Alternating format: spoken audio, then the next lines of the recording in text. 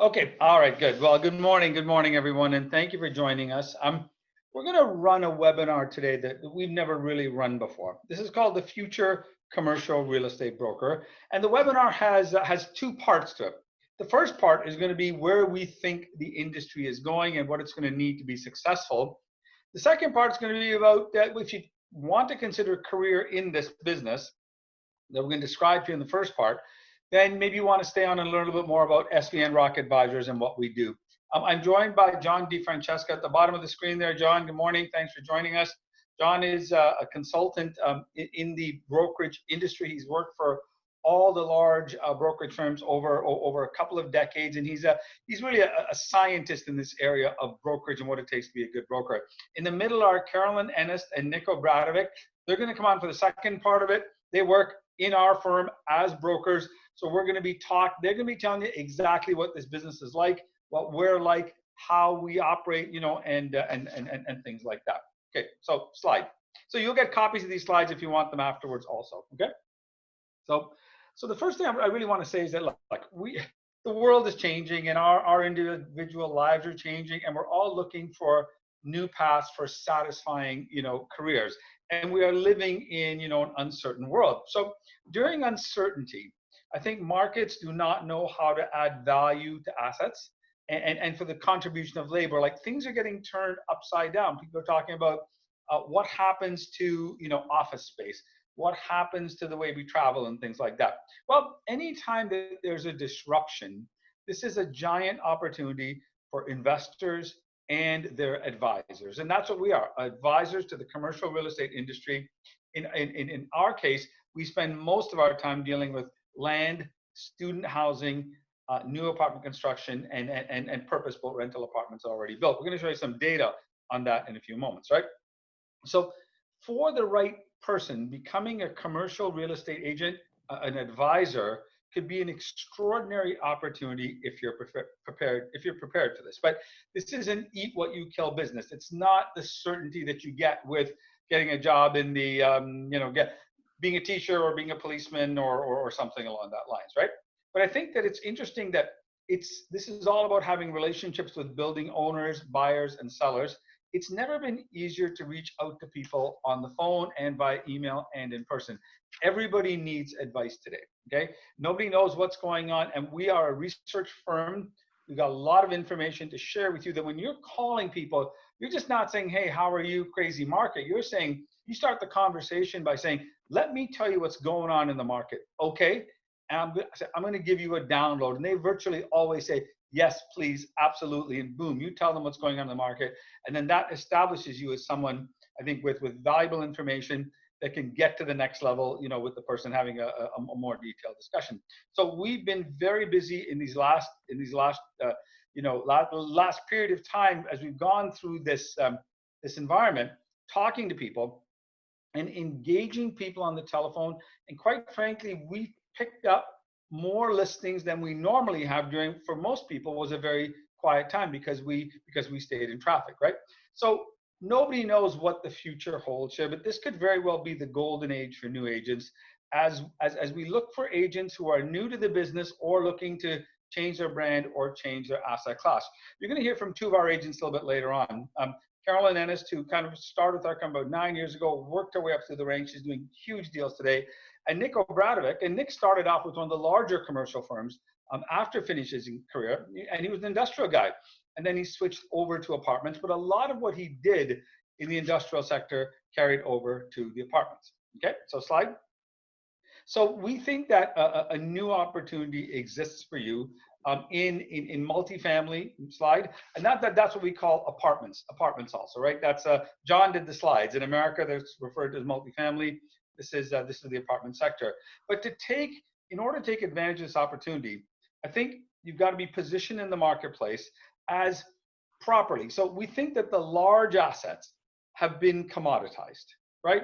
There are numbers guys there. They know exactly what they're doing. Fees are being squeezed, and everybody wants to be in that space, right? So if you sell, for example, let's say you sell $10 million worth of gold, your fee is way smaller than if you sold $10 million worth of apartments, because gold is commoditized. Everybody knows what the price is and things like that.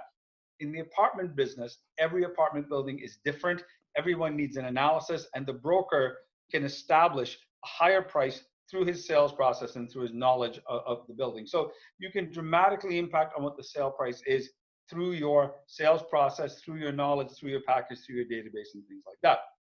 So what you want to seek out then is an industry where you can make a difference, because the more of a difference you make, the higher your fee. Okay. So at the high end of this, at the high end of the market, on the $100 million deals, there's lots of people competing for those. Fees are being squeezed and things like that.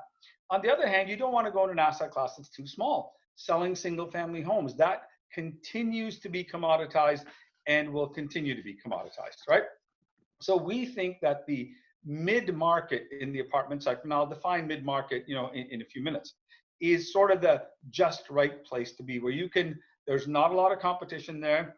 We think we can bring institutional services down to the mid-market to provide way better service than people are receiving right now. And we believe that the fees are significantly higher than they would be if you did the other two asset classes, because of extreme competition and the little bit of product at the top end, and the whole market is clearly getting commoditized.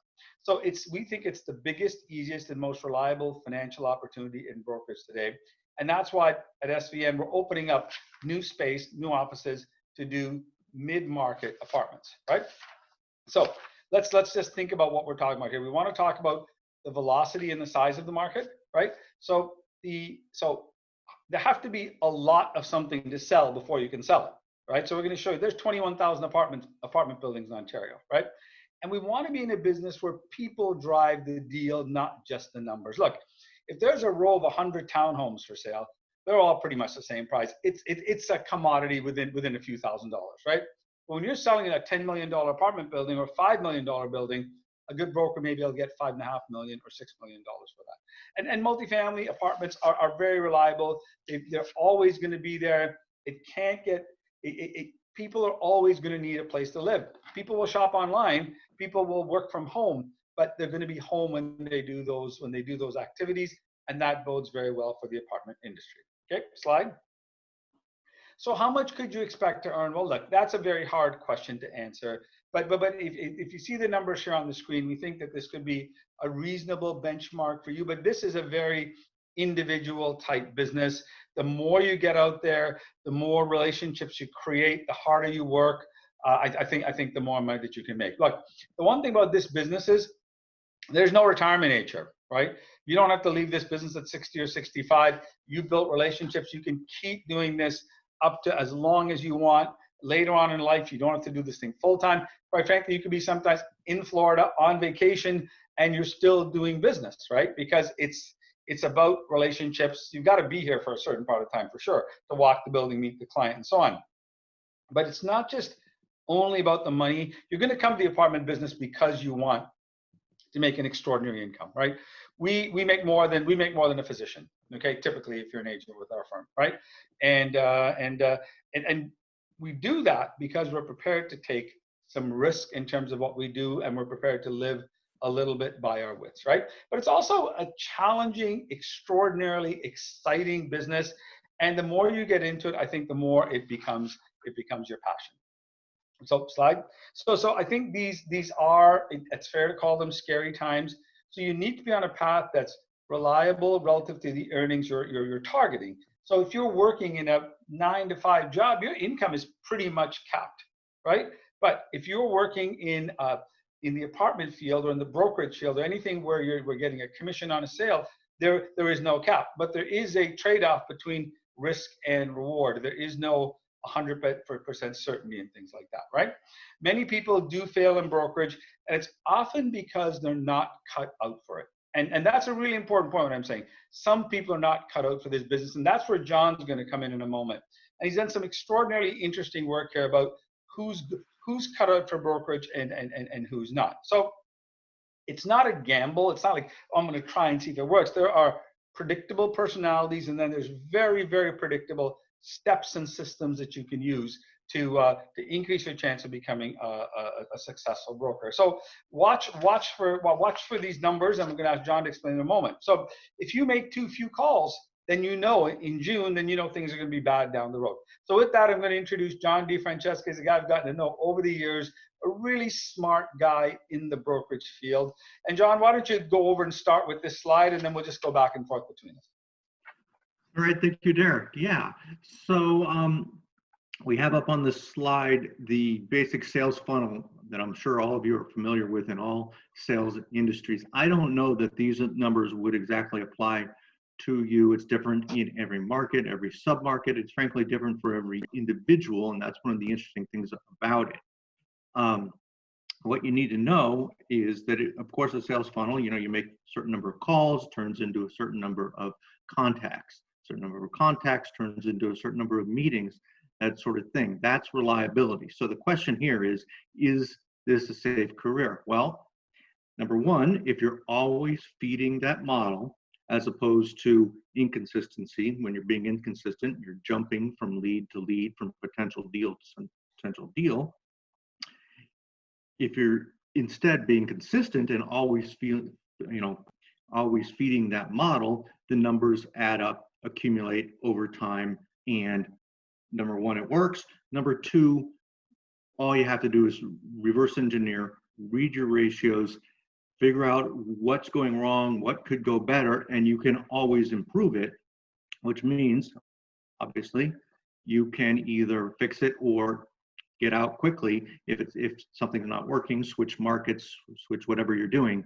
So we're going to talk more about what it's going to take in terms of the consistency and the adaptability and all the other qualities that you really need in this career in a moment. But for this slide, those are the two takeaways. Consistency and adaptability means it's safe.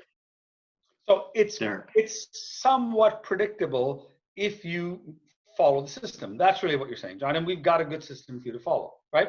Right. Yeah. But the other thing, tried and true system. Right. The other thing that I picked up on what you said is that, look, there are going to be times where me, Nick, and Carolyn are passionately busy. Fair enough.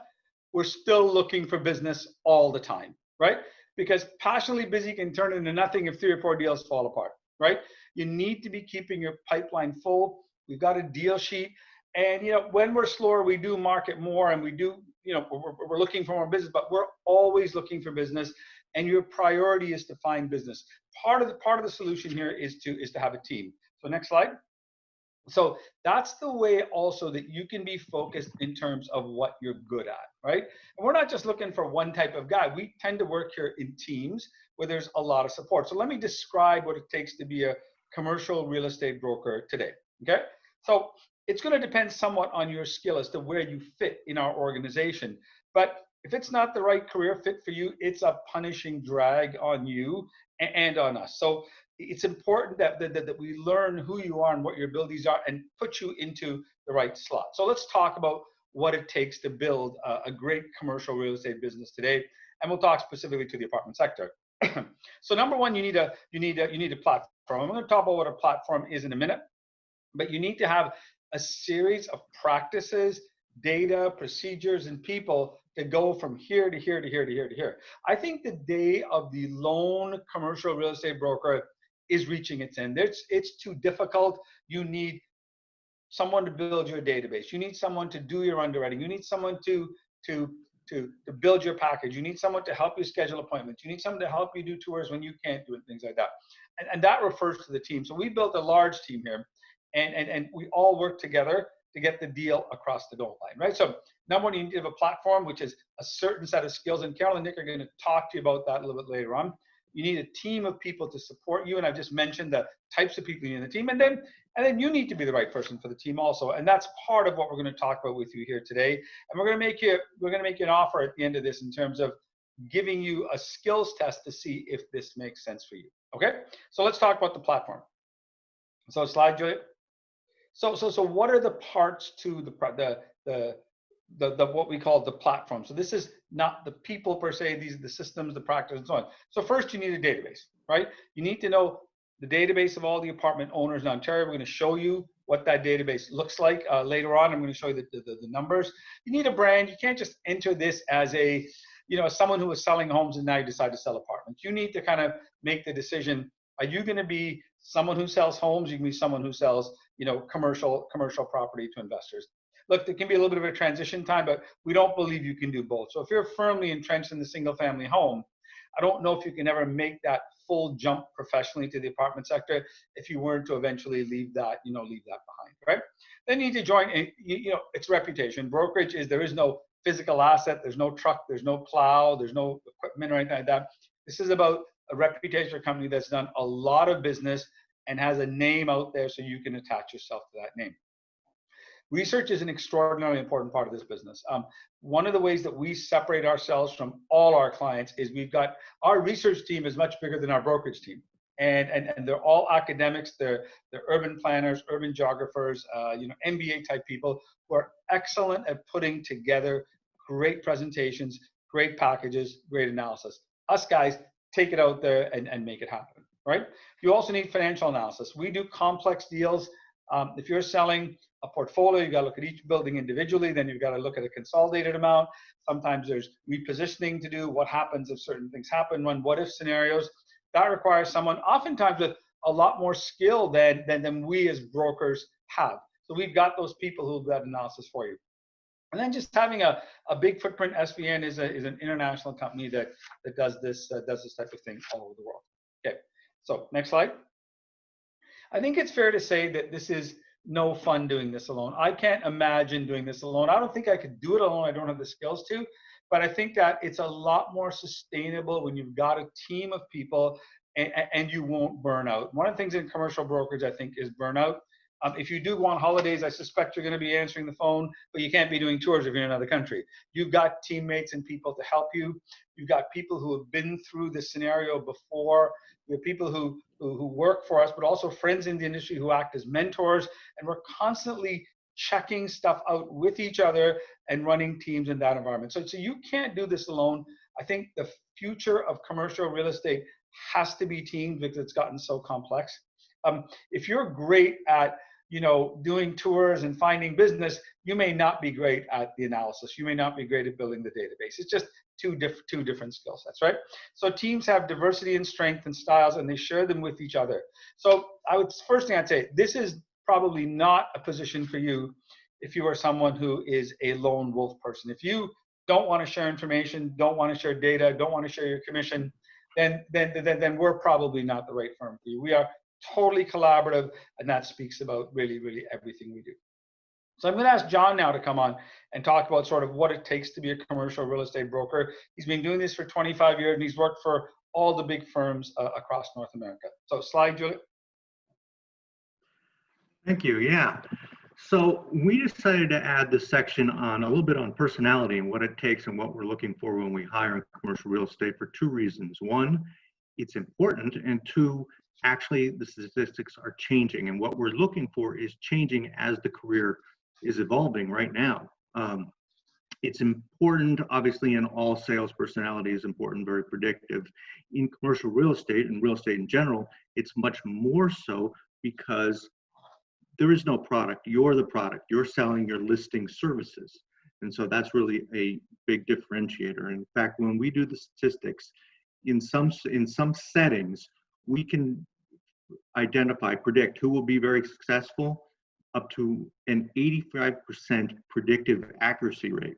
For example, when we compare, when we control for tenure, take two different groups of people, or one group of people who are all 3 years and above in tenure, personality can predict up to 85% of who's totally hitting home runs and who's just making a middling earnings. And obviously this is not a business that you want to get into if you're making a middling earnings. Not very many people actually do. Really, it's an 80-20 or a 90-10 career. 10% or fewer make huge earnings. 80% at least don't, and many of them really just leave the field. Very few people get into the field and just do okay and stay in the field. So you really want to know that this is right for you, and not only that you can do it, but that you want to do it, because it is that kind of fail or succeed career. Not that much. As I said, the stats are changing, and the stats are changing for two reasons. One, because data is accumulating and we're able to use artificial intelligence to figure it out, we are finding out a lot more about what it takes these days than back in the good old days when we just compared new people to the average of what a top earner was like and said, oh, you're different than a top earner, then you're not going to make it here. We don't do that anymore.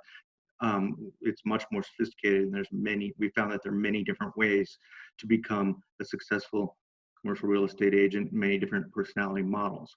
And then secondly, the career is just evolving so much. And we'll get into that a little more in a second. What I want to say when I say that there's many different ways to be a commercial real estate agent is that you don't get disqualified because of any particular personality trait that you have. If you're not extroverted, you compensate in a certain way, and as long as you're satisfied with your job and you're able to make the contacts that you need to make, I've seen many shy people, many not extroverted people really succeed, Yes. even though the probabilities may be lower. If you're not assertive, same thing. But there are some things that really most people have if they're going to be successful that you really do have to have. And number one is, as we said, consistency. This isn't a career in which you're going to make a whole lot of money right off in the first year. In fact, your actions and their results, they accumulate and they compound year after year. In order to consistently make $500,000 a year in your fifth year, you have to consistently execute the right habits in your first year, in your second year, in your third year, et cetera, when you're really not making that much money. The second one, of course, is adaptability. As I said, partially adaptability is important because you have to find which approach works for you by reading your ratios, reading your clients, reading facial expressions, figuring out exactly how you're going to be successful in this career. But also just because the market's changing. You have to be adaptive and read your ratios because whenever the market changes, as it does now, different investors become active. Investors that you used to work with become less active because their strategies no longer work, and you have to go and look and find the market and be adaptable that way. And then finally, technology is obviously changing. It's constantly an arms race to adopt the newest technologies, the newest ways of using your CRM or other tools so that you can be more and more efficient. Because as I said, this is one of those industries where it's the 80-20 industry where only the most efficient and the most effective are going to really hit home runs. The third thing that's important here is authenticity. Sales is like athletics, it's like music. These things happen in real time. There's no time to think, okay, what am I going to say next? So whatever you're trying to express at the moment, your clients and your colleagues can read it on your facial expressions. So if you're too mercenary, if you're too self-serving, this is an industry where you can make a lot of money. But if you're just about making a lot of money, people are going to be able to see that and they're going to say, oh, that person is about himself. Don't need that. I'm going to work with somebody who's looking out for my interests. And so authenticity and the ability to project that you're really in it for the right reasons is going to be important. Sales is like athletics, though, in another way, which is that you can practice and you can role play. And there are ways to do it. And there have been thousands of agents who've come before you who said, okay, for some of these skills, maybe not my authentic goodness, that has to be natural. But for some of these skills, I can practice and practice and practice, become a natural. And I've seen people who are not the exact model of what we used to be looking for, and they practice their way into making some minor adjustments, and they really are hitting the ball out of the park in a great way. Hey, John, can I say something? I think what you said about practice is really true here. So Carolyn, who'll be speaking later on, does most of our listing pitches. So me and her, over the 7, 8, 9 years, we developed a pitch. And we thought it was pretty darn good, Carolyn. We really did, right? But we hired John to look at our pitch. And there was something wrong with our pitch. It was all about us. It was all about our database because we were impressed with us in our database. John made us turn that presentation around, and it's shorter now. Instead of being a 7-page kind of checklist, it's now a 4-page checklist. But we practice that, and Carolyn practices that over and over again, and she'll be the person teaching you the pitch, doing the pitch with you, going to the pitch, right? But I think you're really, if ever you've got something that's complex to do, practice it. If I've got a really difficult phone call to make, I will script out the discussion. Fair enough? So that I say the right words in a delicate time.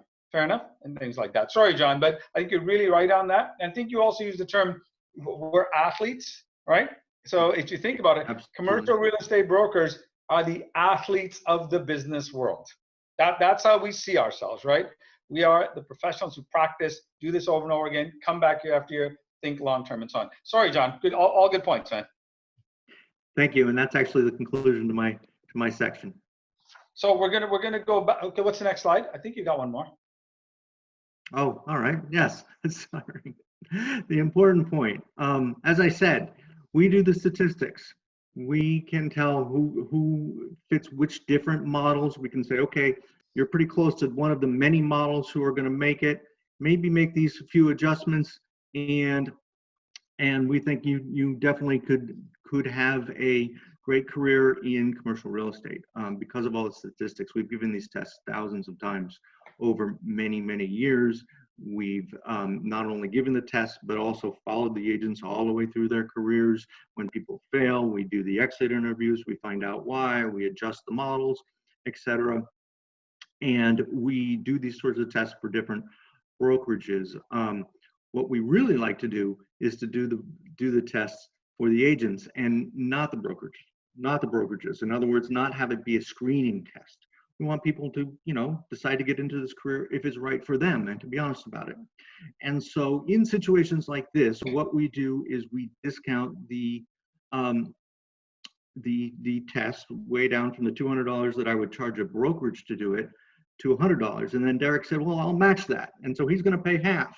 So now it's $50 for a test that if you're interested in finding out if you kind of fit the model and what your risks are and what your probabilities of success in this industry are, we'll just give you the results. We don't give them to Derek or any of the or any employer. We'll just give them to you directly. So if you are interested in that, contact SV on Rock and they'll set that up, or go to CREassess.com and look up the high earner probability assessment, which we have on there for $50 for you.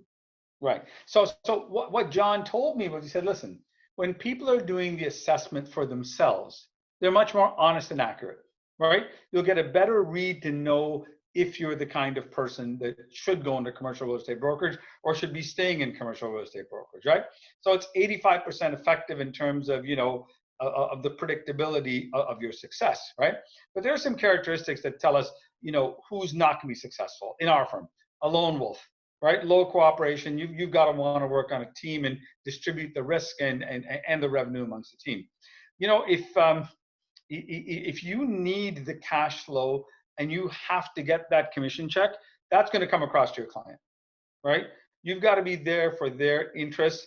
And one of the best things you can tell a client sometimes, it's not time to sell your building. You've got to do this, and this. There may be some obvious things wrong in the building that can be repaired, that can be changed, practice changes, and things like that. And I think when a client hears a broker say that, they can't see you as their next meal. Fair enough? Otherwise, it's going to show up in your presentation, and it's not going to be an effective sales pitch. Okay? All right. Next slide. So one of the words, like if someone says to me, it's complicated for sure, but is there one word that describes a good broker? I would say the word grit, G-R-I-T, grit. And Angela Lee Duckworth has written a book on it. There's a YouTube on it you can watch. But in this, she talks about sort of what grit is, right? So number one, you just need to have the talent. Now there's no one talent for a broker. There are different skill sets that are involved, but you have to have some talent, right? Natural born talent, God-given talent, right? But number two, if you have a talent, you've got to develop that talent. So you've got to multiply that talent by effort. And I give effort 2 and talent 1. So effort is twice as much as talent. You can't do anything without the talent, but you got to use the effort to get it. So if you have talent in some area for brokerage, and you work hard and practice at it, you're going to wind up with a skill. Fair enough? And skill requires practice, like John said, just like an athlete, right? So Carolyn's pretty good at doing pitches, but she gets better at doing pitches because she practices, revises it, practices before a pitch, and then the more we do it, the better we get at it, right? So you get some skill. Now, once you've developed that skill, it's effort again, right? So you take that skill, 1, multiply it by effort, 2, and that results in accomplishment. So you may be a great presenter. That's your talent. Then you practice at it. That's your effort, right? Then you get lots of pitches. Skill times effort, that's accomplishment. You win, you win the listing. So you can't get to excellence without some practice. You're not just going to walk into this. And that's where, in our case, I think we're a little bit different, because you're going to have a mentor, you're going to have a manager that you work for, you're going to have agents that are working with you. And there's 8 or 10 people that you can go to on any given project to help you. And if we haven't seen this scenario in before, and we probably have, we know someone who has, and work closely and collaboratively with the commercial real estate fraternity. And that's very important. That over 35 years, we've built up lots of friends and have lots of relations. We can call people and ask them. For example, if we don't know valuation, we've got several appraisers that we can call, and we've done business with them. We've referred them business. We've helped them. When they come and help us, it's extraordinarily valuable in our pitch. Okay, next slide. So I think the bottom line is that there is a viable path to brokerage. It's not something you just do alone, or you come in, they throw you on a team and you run around, you do the grunt work for them. Hopefully you get invited to some meetings and you pick up some information. We have what we think is a viable path to get there. You'll understand the business at an academic level, as much of an academic as you are, right? You'll understand it at a computational level in terms of understanding underwriting, as much skill as you have in that area. And if you're not particularly skilled, now I'm not skilled at all actually in Excel and underwriting. I mean, I can understand it, I can read a spreadsheet, but I don't think I could do one. But I don't need to do one. We've got talented people who do that, who love doing it. It's not what I do, right? I'm a guy finding and doing the deal. So if there's a problem in this path, we can help you troubleshoot it. But there is a path for your career. So next slide. So it's not, so we're hiring right now. We'd like to hire a teams of people to do commercial real estate brokerage in the apartment sector. And look, if your goal is a secure pension and a government job, then this job isn't for you. There's an element of risk in all sales position and things like that.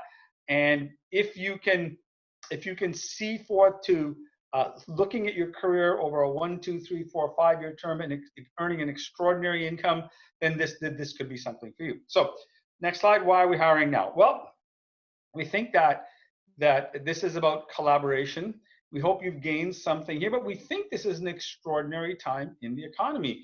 While most companies are shrinking, we think we'd like to double in size in terms of what we're doing with our brokerage. And this is an important time in history where I think fortunes are going to be made for those people that are brave and are willing to leverage the skills they already have into something different, right? And we think the apartment sector is an extraordinary sector. I'm going to show you why in a moment. But our team, the people who work with us, have access to a lot more information than we think really any other broker. If I had to summarize it in a nutshell, I would say this is our goal, okay, for the mid-market. I'm going to define that in a moment.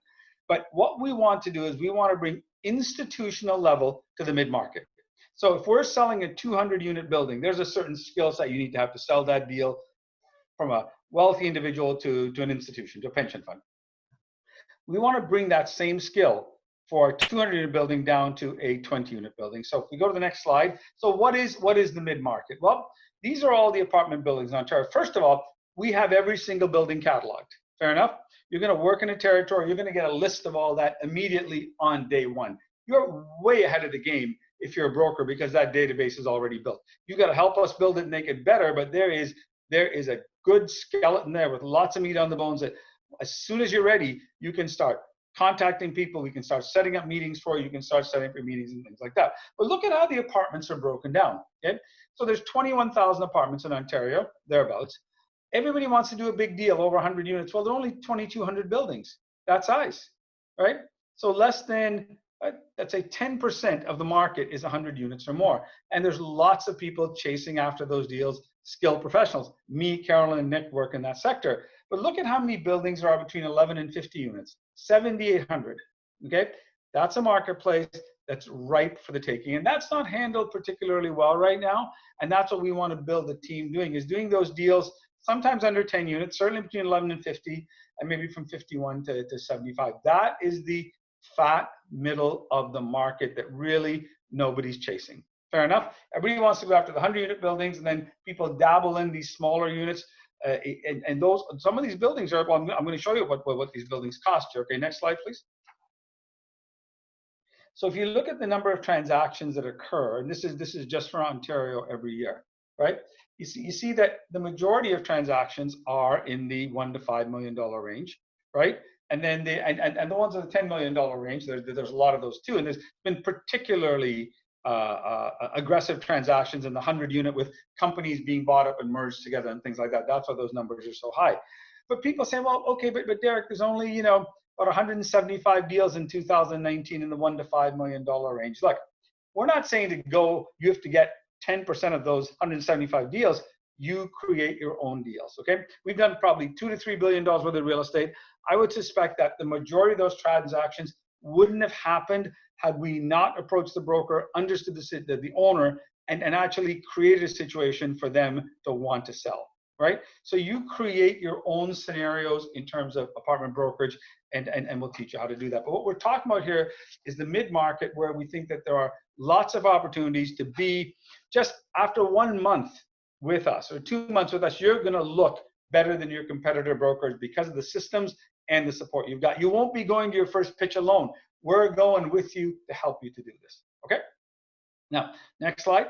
So the way we're going to work is really on a territory system. So look, if you live in Hamilton, Ottawa's not going to be your territory. Okay, you're going to be close to your territory or within your territory. We're going to set up 10 or 12 territories. Then we have a way of, you know, sharing deals if you do a deal in another territory with another agent and things like that. But we'll go through all of that with you in the field. But you're going to work a specific territory with, you know, 1,000 to 2,000 buildings, right? And you're going to farm that market with our help. And it's not just calling people saying, hey, do you want to sell? It's much more than that. And it's educating them on the market, showing them recent transactions, helping them solve other problems where you become part of that team. When it's time to sell, then you're definitely there. Okay. So next slide.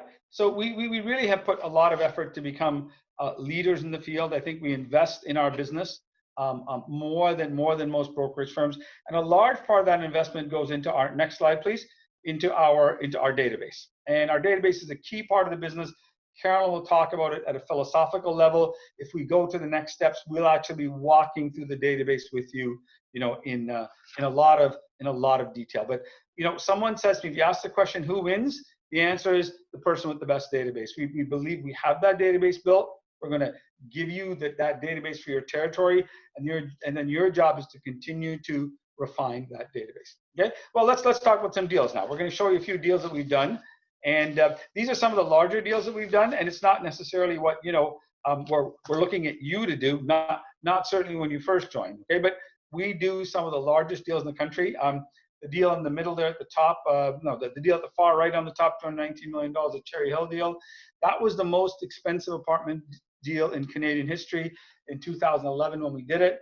The deal on the top left is Canada Lakes. That's the largest new apartment construction transaction in Canadian history. The deal in the middle above it at $220 million was a deal in Oshawa.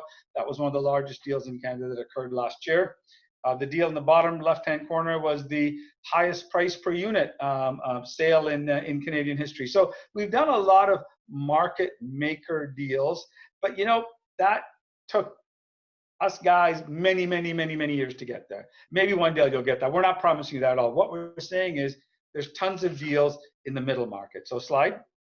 So these are middle market deals that we've done, $6, $7, $8 million deals, right? And Nick and Carol talk about those later. Next slide. And smaller deals. And you know, the commissions on smaller deals are not as low as you think they are. So on a monster deal, you get 0.5 point to 1%, right? But on a smaller deal, you might get 3, 4, 5%.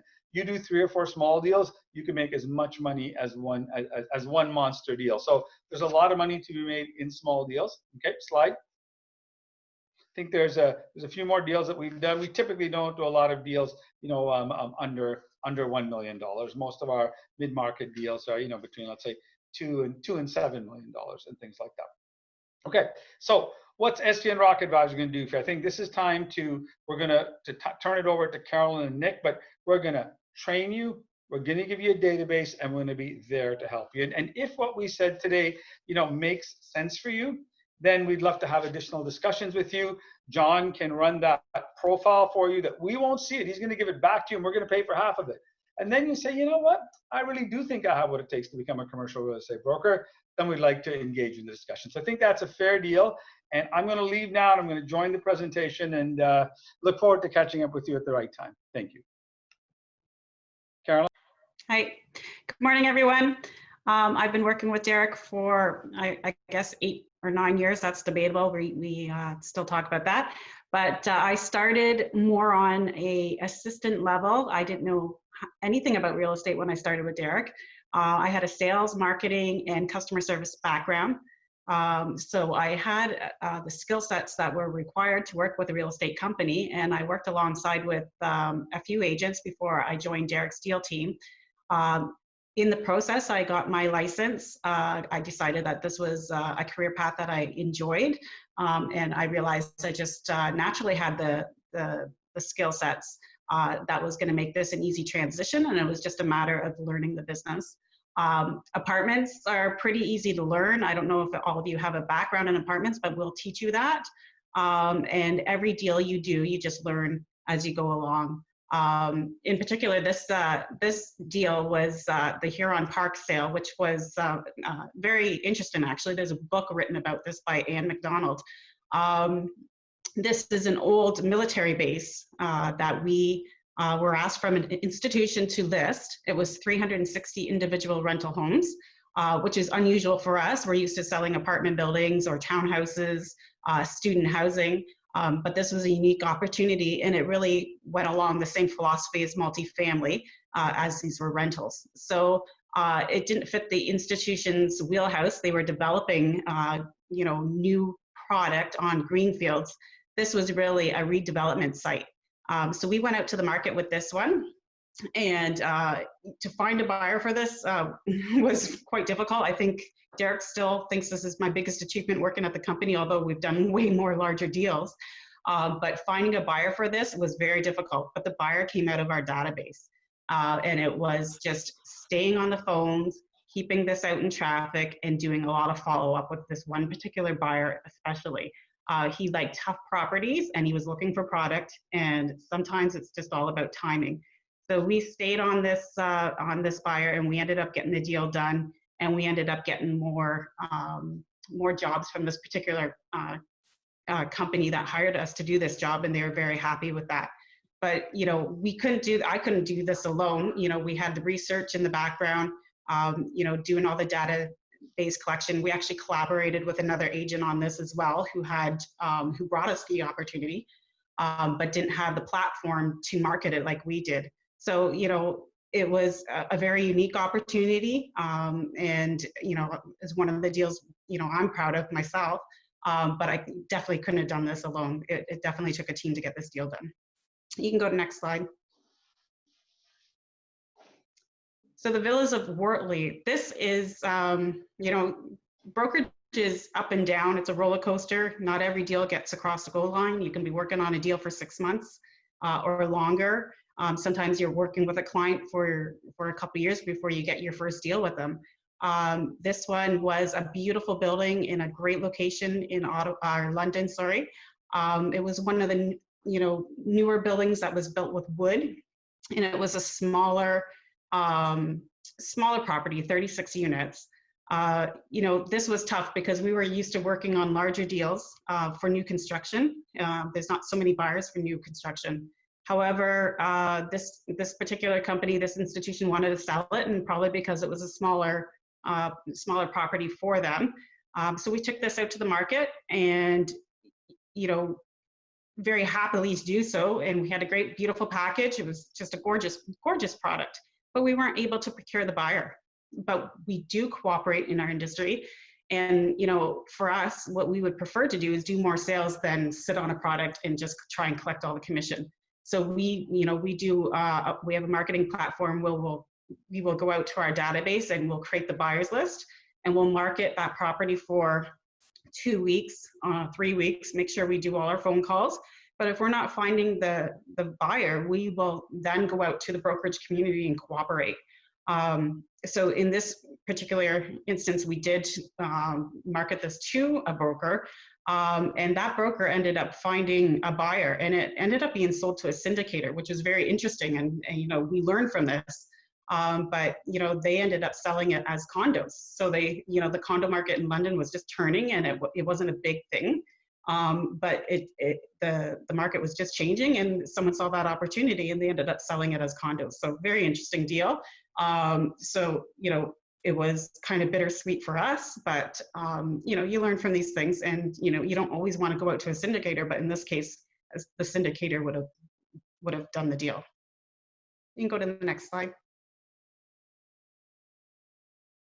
This is a current listing we're working on.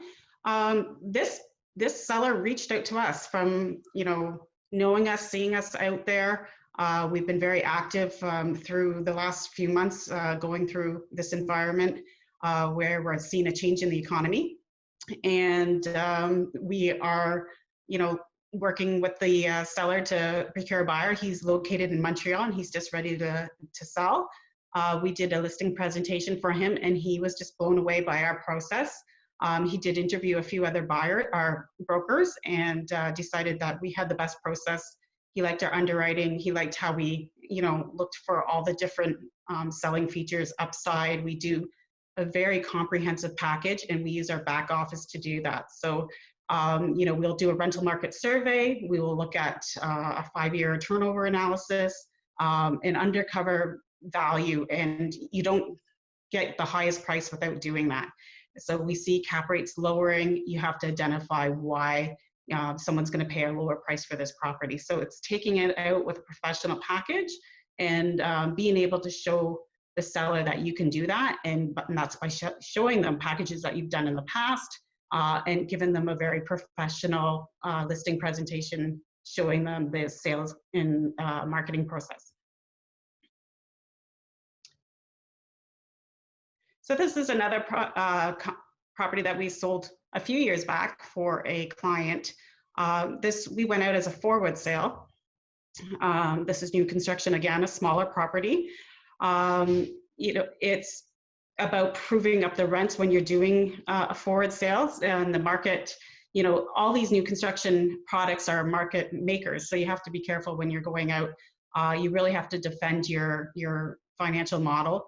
And as the lease up is happening, you're starting to prove up that model. So this one in particular was by an institution. It was right on the cusp of whether it would be institutional or not as a buyer. But we worked closely with this seller, and we've actually leased up a couple of properties for them since then, and got other brokerage opportunities with them. So, you know, you provide very good customer service, client service, and you have a professional process, you will, you know, continue that relationship down the road with your clients, and have, you know, keep serving them down the road. Next slide. So in our database, we have probably, well, over 126,000 contacts, and that would be, you know, owners, and industry related people, whether they're appraisers, buyers, sellers, developers, you know, financiers. We have them in our database, and we work closely with them every day. We do, you know, cooperating brokerage deals, co-listings, or co-brokering. This was a deal that I co-brokered with Daryl McCullough. He was a long-time friend. He actually was a broker of record at one point, but he moved up north, and he didn't have the platform to market this property. He really just wanted us to come in. He knew our expertise in rental and multifamily, and he wanted to use our database. So we co-listed this with him. I really didn't have to do too much on this, and I earned a fee just because I was able to have that platform that he needed. And we, you know, he did the package but we work together, and we've worked together on several other deals together. We have relationships with appraisers, which helps in determining cap rates when you don't have, a lot of comps. We do have comps in our database, but sometimes you just need a few more. So it's good to have those relationships, and we have them. And also, when you want to try and figure out your financing for your deals, we're, reaching out to the contacts we have and the relationships we have. It helps us to move faster and look professional going out to the market. Next slide. So we have quite a platform here. It's probably not offered anywhere else.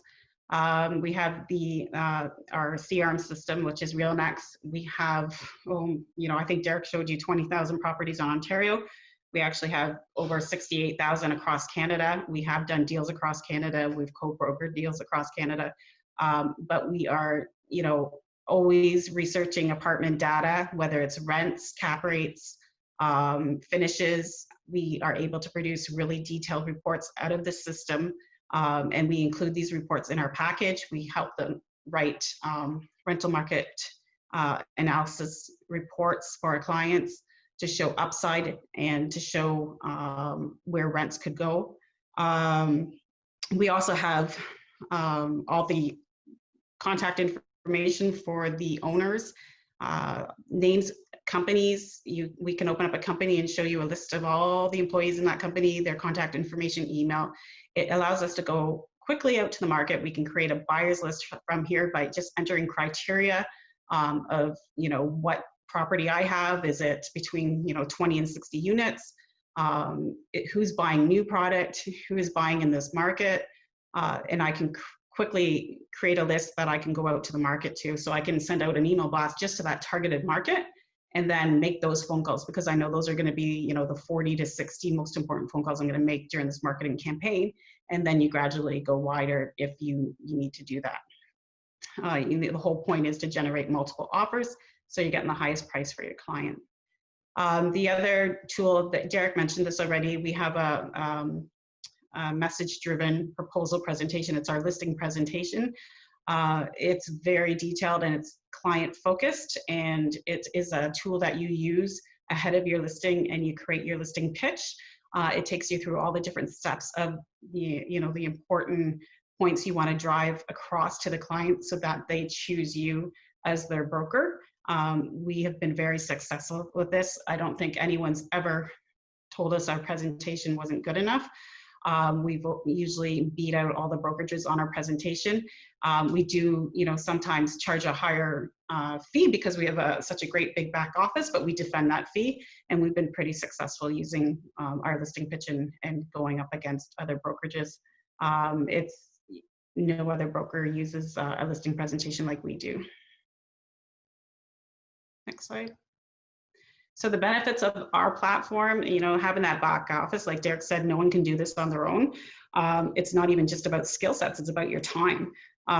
So, we have that research and consultancy back office. They're doing the market research. They're pulling out cap rates, they're pulling out rents. We have our marketing platform. They're creating the packages, the flyers, they're doing the email blasts. They use another platform called Build Out for our website. Where you see our active listings that we are, cooperating on. And then I just spoke about REA, and we have different sections in REA that we use. So we have a project section that we track all our projects. We have our property data, the owner contact information. And then I'm sure you're aware of our conferences. And the networking that you can do at those conferences. You create relationships, you learn, you get leads, and you're just in the marketplace, and you're active, and that does very well. We have a lot of the industry relationships like I just spoke of, and putting that all together to develop on your own would take years and years and years. So you're just walking in here, you're getting some training on all the brokerage. Depending on where you are in your career. Like for me, I was starting from scratch, and just working with Derek, took me from, assisting an agent that, was earning a great commission to me, earning, commissions that, took me to a whole new level in my career. So it can be done. And, you know, you have to have the skill set in some manner. Like for me, I would say it's, you know, I'm good with people.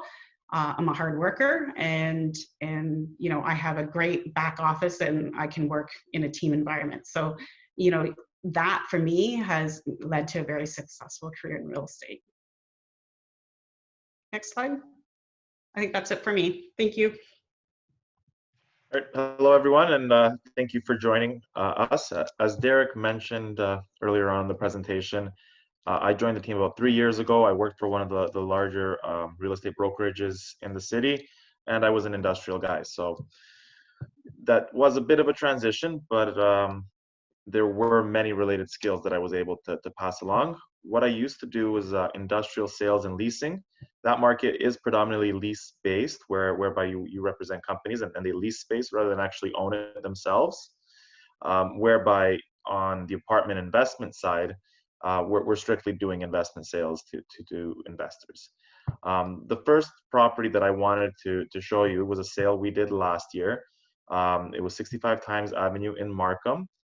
This would be a larger building than the typical mid-market buildings, but I did want to present it to illustrate a point. This was an institutional seller who listed this with us strictly because the property itself was too small for them. So it just goes to show that there are two completely different markets that you're targeting, whether you're going for the large, 50 million plus sales, as opposed to the 20 million and under sales. You'll have a lot more private buyers on the lower end of the market, and then you'll have a lot more institutional buyers on the higher end of the market for some of these products and portfolios that simply can't be taken down by any one private individual. So this property here was a 64 unit building. It was built in 2003, which is a fairly new property. However, as you can see from the photos, although the units were very well appointed, they weren't necessarily modernized to maximize rent. So just next slide. We were able to sell this property with only 90 days being on the market. Of that, 45 days were in 2019. The reason I pulled that number out there was things will generally slow down leading into the holidays and Christmas and New Year's, because it's hard to get financing. So really, we marketed it in 2019. We did take it out prior to 2019, but that's when we marketed it. It was a 3.9 cap rate, which is quite low, and it sold for $21 million to actually a small but growing REIT in the city. The next sale that I will be outlining, and we could just flip the slide right now. This would be more of a typical apartment building that you would be selling as a mid-market team member. Now, this was an interesting one. We got this listing, and Derek did visit the property and did meet with the owners, but I was the one handling the transaction. We were able to sell this property from listing to close in just over 2 months. It was a property that I personally have never visited myself. Never met the cooperating agent in person, never met the sellers. Now, if there was ever an absolute need, or if the deal depended on me coming up, that would not have been an issue at all. But it just goes to show that, once you do all the research on the back end, once you prepare a good data room, get the package together, really all you're really doing on site is touring. And we had a very capable super in the building at the time who was able to handle that. We had third-party inspectors going through. I wasn't necessarily required. So we essentially listed a property in Stittsville, which is a suburb of Ottawa, completely remotely. And we were able to sell the property for $800,000 more than what a local agent was suggesting the property was worth. He suggested the property was worth about $6.5 million. We were able to transact this property for $7.3 million. Not only did we get an offer that the sellers were willing to accept, but we actually had a multiple offer scenario. So we were actually dealing with 3 offers. One offer came in very early on into the listing period. I leveraged that offer then to bring 2 more in because there was quite a bit of interest in this property. And then we basically played the offers one off of each other until we were absolutely certain that we pushed all the potential buyers to the highest price that they were willing to pay. Now, some saleable features on this property itself. It is a 39 unit building. It's 3 stories high, and especially once you get into the suburbs, these properties predominantly don't have elevators, are generally wood product, and a little bit more rundown. This was like a dollhouse. It was very well kept. It's a concrete building and had elevators, which then would allow the building to cater to the seniors, senior residents, which are one of the top residents to have in your property. So this building was absolutely wonderful to be acquired by a private owner who's going to keep this in his family for a long time and have a few headaches with the property itself, which is exactly who ended up buying this property. So if you don't mind just flipping the slide. And as you can see there, 7.3 million, and the price per unit was 192, which for that market is quite high. And again, we sold it for a 4.25 cap rate. If you recall, the building in Markham was at a 3.9 cap rate. Both are very, very aggressive in their respective markets. And yeah, that was the second sale. Flipping on to the next slide. So, Carolyn did mention one of the deals that she worked on that we didn't end up transacting on. That is, very typical in brokerage. There are ups and downs. One thing to be prepared for is, you have to live. You have to live for the next deal. You never get caught up on the one you're working on. You can't be too happy when you execute it. You can't be too sad when it falls apart. You just got to keep moving along and really worrying about what you can control, because a lot of things that happen in deals sometimes are out of your control. And without getting into too many details, we were working on one of the larger deals that you saw earlier in Derek's presentation last year, which we closed. And at one point, we were working we're probably a year and a half into this mandate with our clients, and we brought qualified offers to the table. We thought we had our guy, and the seller went around and ended up working with another offer, which we felt wasn't quite as qualified. And I was quite disappointed with this. As you can imagine, working a year and a half on something that's going to be the biggest deal of your life and having it fall through, literally slip through your fingers just as you thought you were at the cusp of getting it done. And Derek told me, go home, crack open a bottle of scotch with your family, and pour everyone a glass and appreciate the fact that you have a family sitting around the table with you, right? And don't worry about the deal, which is exactly what I did. And it was a tough day, but you got to keep that mindset of, you can't live for the deal you're working on. You just got to live your life for what it is and focus on the next one. However, lo and behold, probably 3 months after I had that whiskey with my family, I'm in a subway in Santiago in Chile on a vacation, and I get a call from one of our clients that we brought to the table as a buyer, and he just says, "Nick, we're on." So what happened is the group that had, tied the property up, which, and went around us, ended up dropping the deal, and the seller came back to one of our buyers, and we went from working on it for a year and a half to full stop, 3-month pause. Full stop's not fair. I mean, we still kept the buyers apprised. We didn't want to give this up until it was fully over, but essentially, we were kind of out of the picture for 3 months, and then just overnight, back at it 100%, and you're in the driver's seat. So be prepared for the ups and downs, and don't let them, make or break you. Just keep working on yourself and focusing on the things that you have control of in your life. I think that just about wraps it all up, our presentation for today. Appreciate everyone for taking the time to be on this presentation. If there are any questions, or if you want any additional information, or you would like to talk about potentially joining the team and are interested in exploring this opportunity further, please do not hesitate to contact Sabina Iraba. You can see her contact or her email right there on the slide, and we look forward to hearing back. Thank you.